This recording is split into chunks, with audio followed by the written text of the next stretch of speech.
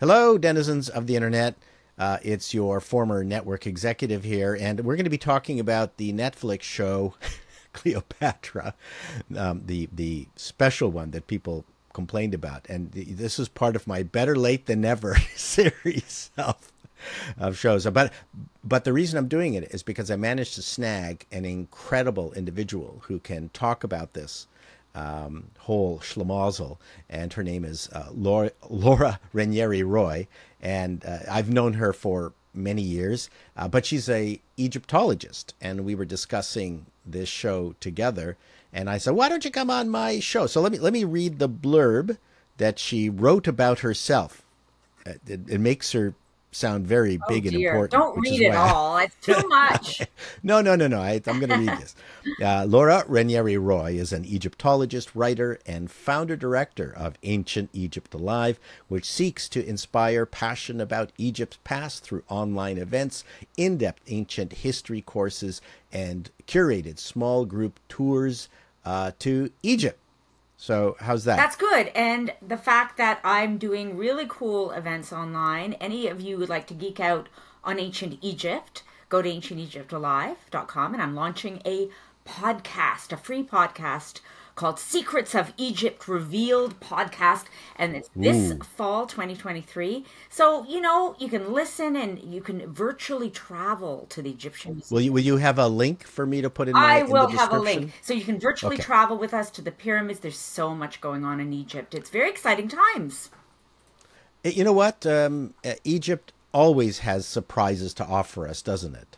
Yes. It's an amazing place. Well, what if I said no? No, it's boring. It's no. But I mean, like old. you learn about, they've excavated Tutankhamun's tomb, and that's it. We're done. Okay, but the treasure trove of new discoveries is actually quite extraordinary. Did you know that Tutankhamun's tomb was not the last one they discovered in the Valley of the Kings?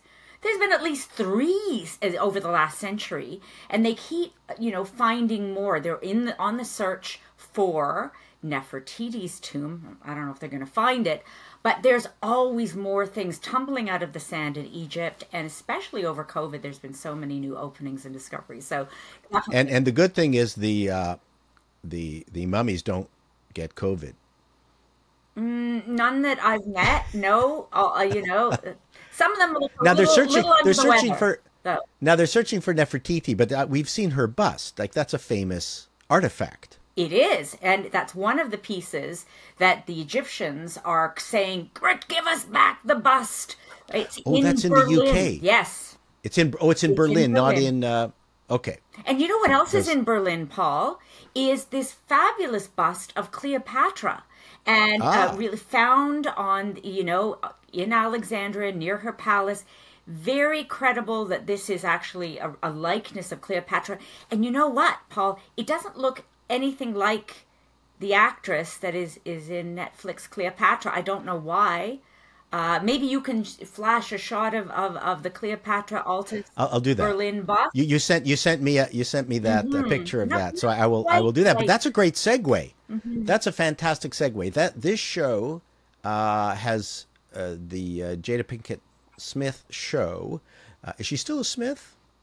Even though she had him slapped. Anyway, he's still more famous than her anyways. I guess she doesn't want to give up the last name. But this is not a gossip channel, right? We're talking about ancient Egypt. But that show has always been under a cloud the moment it was announced by Netflix. And it was pillared even before it aired, and especially by Egypt, who's sued Netflix. They sued, correct? Yes. Egypt is very upset because they feel, and by Egypt, I mean, it wasn't Sisi, it's the Egyptian Antiquity Services. Zahi Hawass is one of the leading figures. He's the fellow, I'm Zahi Hawass. He wears the hat. He's on every single Egypt documentary. Very big man in Egypt, great archaeologist. And he's and not a man without an ego. No, he's a very modest fellow. But at any rate, him and about 2,500 other Egyptologists have signed a petition. They feel that it is, so to speak, blackwashing history, cultural appropriation. Certainly, there are great Nubian black rulers in Egypt, But Cleopatra was Macedonian Greek, and there's lots of evidence that, that is her lineage. She was Greek. She was a Greek speaker. She spoke a lot of other languages too, but very unlikely she was black or half black. Not to say that there weren't other great figures in ancient Egypt that were dark-skinned people. More than likely, Cleopatra would have looked like a Macedonian lady. But the problem is they're not as famous as Cleopatra, right? No one's as famous as Cleopatra, though, really. Isn't she one of the most famous figures of ancient Egypt? But the reality is... But partly because she's such she turned out to be an incredible ruler. She was an amazing ruler, and I don't think it really comes across as well in this series. If you watch this series, you think, oh, that's some pretty sordid romance with Cleopatra and Caesar, and oh my gosh, and with Mark Antony. I think you get that impression. Seems to be a bit low budget. Didn't you find it low budget, Paul? Yeah. And I had a sort of an example of the type of costumes that they were using in this show. Sometimes she would appear in something really. There was like these armadillo vests for Romans at one point. She often is seen in these cute little cocktail numbers. I don't know where they get that. And in the big battle scenes, when she goes to the Battle of Actium, they just show a bit of the hull and some struggling dark-skinned people at the row, and it was a bit low budget in parts, and they're trying to balance it with all this credible historic commentary from experts, and for the most part the history was good, as we talked about. The actual chain of events of her life: she was in Rome when Caesar was stabbed. She was all of the things that happened, the children she bore. This is accurate. I'm listening. I'm thinking, yes, that happened. But there was her sister and brother were traitors. Yes, absolutely. She had them. One of them died in the battle with Caesar. Her co-ruler Ptolemy the 13th. She married another brother. The sisters were traitorous. They were captured by Augustus Bernice, and we actually might have her body. One of Cleopatra's sisters. Possibly, it's not 100%. There is a tomb in Ephesus that experts pretty much have figured out maybe Berenice's tomb, which is where she was imprisoned. And they've looked at the remnants of the mummy, of the body that was there, and they've done facial reconstructions. And guess what? She also looks like a Macedonian Greek girl. But in the series, everybody in Egypt, this is the problem I have, everyone in Egypt is dark-skinned.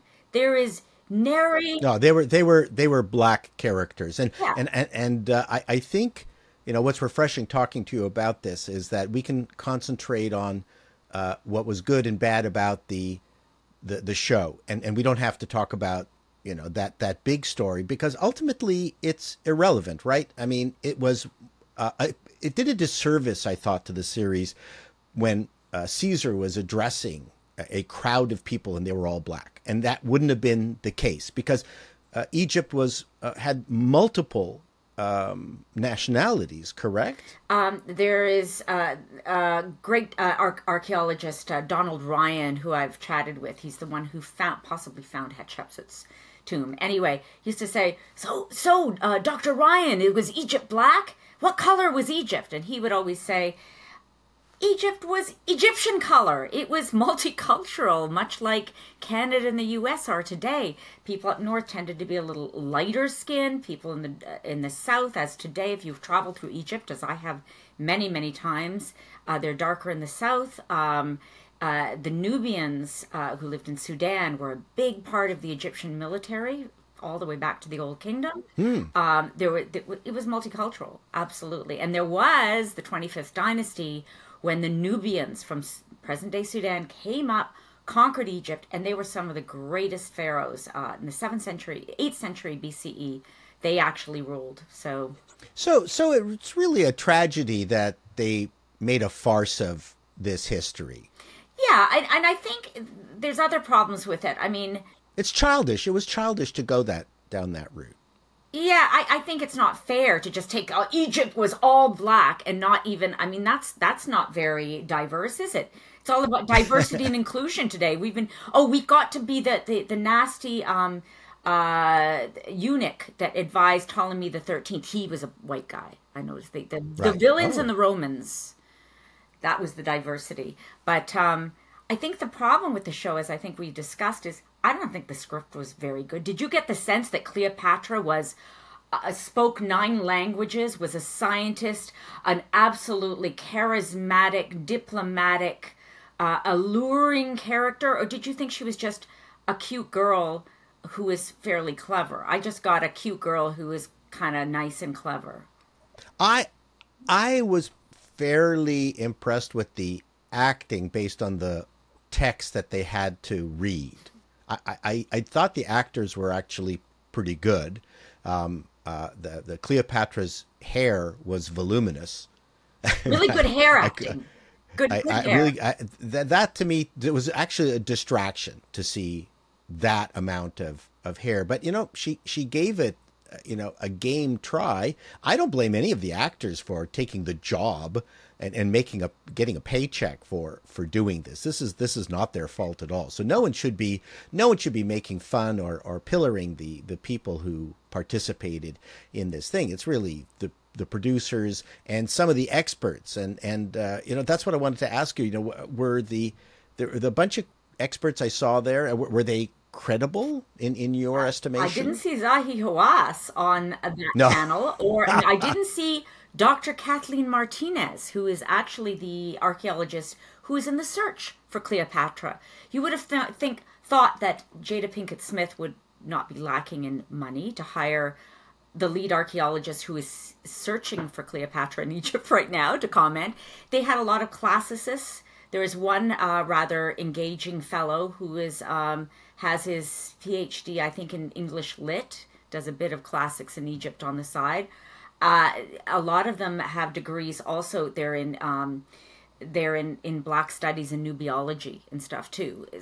Does that really relate to the story of Cleopatra? But then there's also some quite credible experts who are upset at the way their commentary blended with the on-screen dramatic story as it was told. But you mentioned the hair. I have to come back to that because the beautiful big hairdos that this actress had. Do you know, if you look, there's been a study of Cleopatra's hairstyles and the Ptolemaic styles. They weren't big and sprawling. They had she had her hair in a bun. She had her hair in very modest ways. She would wear her hair. There's very specific codes for hairstyles during Ptolemaic times. There were not the big fros that were on display. Nor was there saber dancing, nor did Cleopatra engage in, you mentioned that, did she actually jump around with a sword and do... Yeah, it was very Xena warrior princess. Was she known to have that skill? No, she was known to love costumes and to portray herself as the goddess Isis, to actually take on that identity, which would have been wonderful to see more of that, her portraying herself majestically as actually this very important goddess in the Egypt pantheon. So Isis, why don't you tell the audience who Isis was in Isis was in Egyptian not mythology. A terrorist group. It was not a terrorist group originally. She was a goddess of magic and spells and beauty and protection. She was thought to be the wife of Osiris and the mother of Horus. And it's really fascinating if you look at Egyptian statuary, how you can see pictures of Isis nursing the baby Horus, and they look just like the Virgin Mary and Jesus. And because she was the last surviving goddess whose cult continued into Christian times. And we think that Mary, she was sometimes just called Mary, the beloved. Marie means beloved one. And sometimes Isis was just called that. So we think that Mary's name, the Virgin Mary, almost derived, or some of her iconography came out of this fabulous goddess. So that's pretty interesting. Watching the show, I got the impression that there was the one expert, a woman with a what is it called? She had a not a bob. She had bangs. She had this haircut, this very severe haircut. I got the feeling that she was really, I think she was a genuine Egyptologist, but perhaps she got roped into saying things that were historically correct, got stuck into this show, and then suddenly she was tarred and feathered for her participation in it, even though it was just an editing exercise. They asked her questions that resulted in correct answers, and then her offering her credibility might have been problematic to her after the production was put to bed. You're talking about Dr. Colleen Darnell, who is the vintage Egyptologist, and she and her husband John, they're seen on many documentaries. Yes, they're absolute Yale Egyptologists, and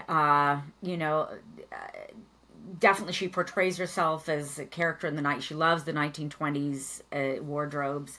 So she's a colorful character, but a credible Egyptologist who's written books. And yeah, I read an article where she was kind of a little bit disturbed about how she's probably getting a lot of flack from other Egyptologists in Egypt that, why did you participate in this? But right. She wasn't responsible for how her commentary was used. So there was another lady who was a Marna expert as well, who seems to have quite credible credentials.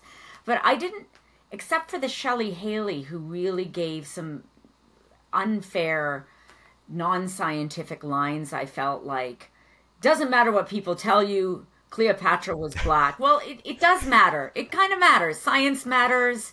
Research matters. I thought that. Yeah. I thought that was dumb that they used that as a marketing piece. That Netflix opened with that, in a very bold way, and I think they regretted that. I don't think that's in fact, if you go to Netflix right now, they changed the icon quite a while ago. That it no longer features the woman who was cast as Cleopatra in the icon. It's just a statue now. They've obviously decided that this needs to be toned down a bit. People, they want to tone the heat down, take the heat down on this. So overall, did you, notwithstanding all those controversies, do you feel the show painted an accurate picture of Cleopatra? No, I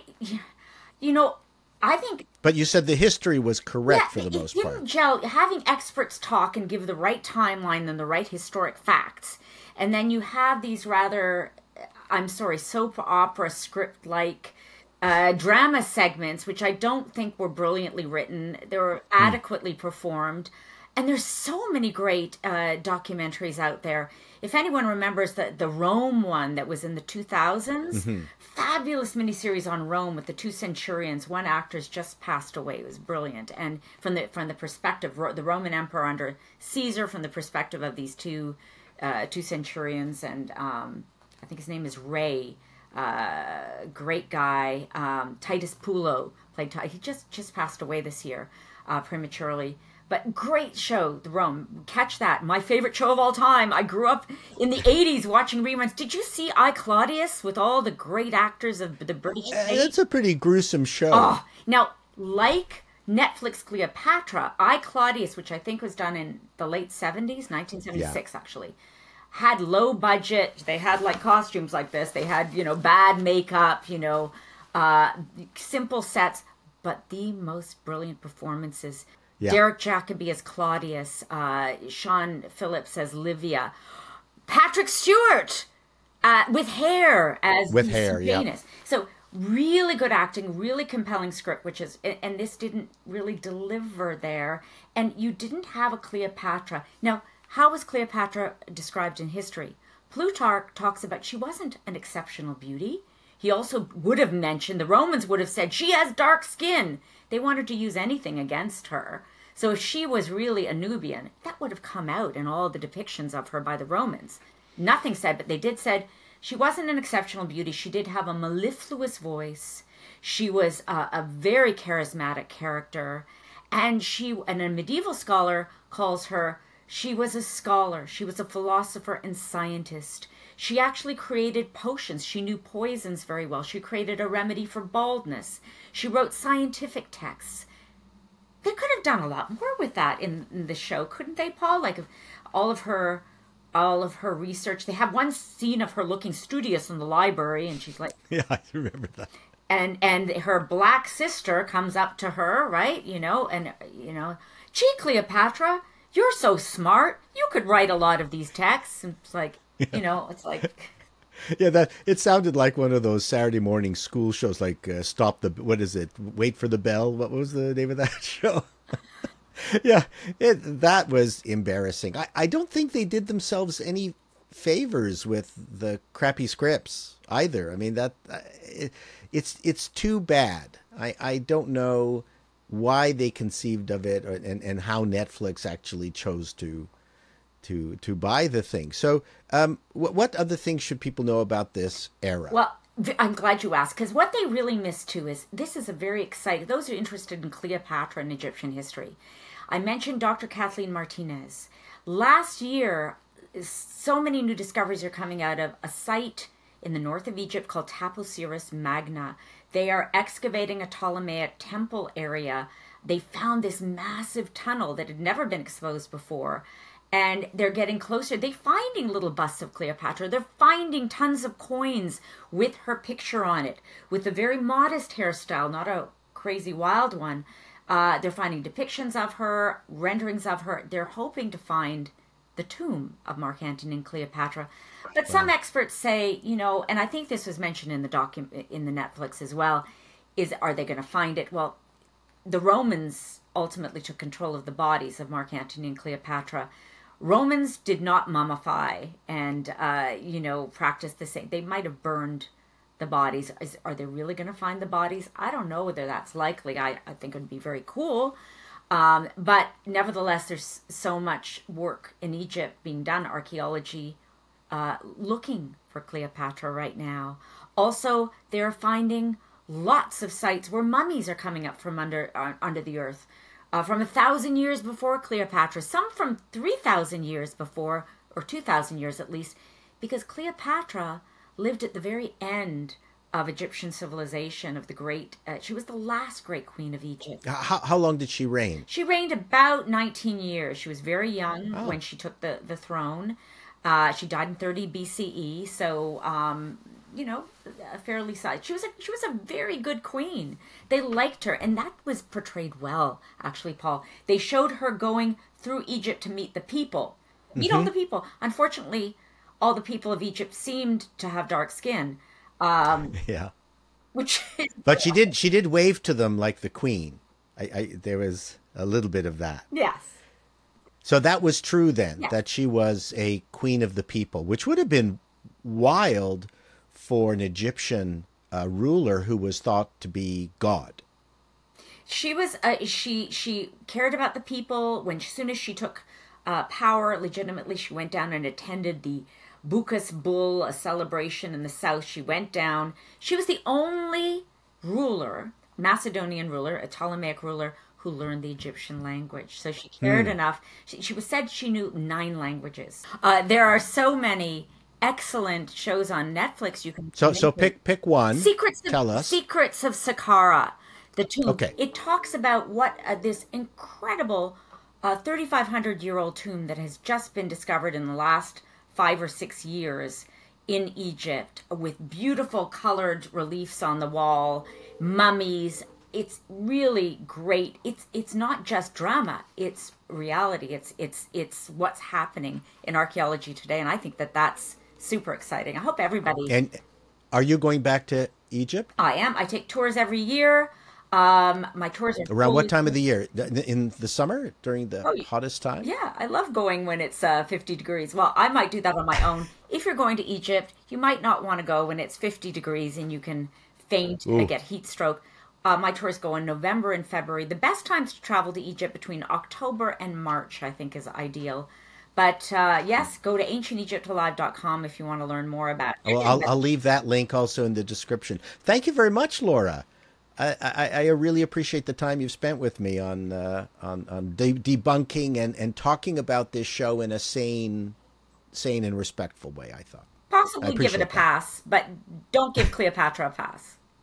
No, if she comes to your door, then just let her in. Whatever. I don't know why I said that. Anyways, so long, denizens. Thank you very much. Be seeing you.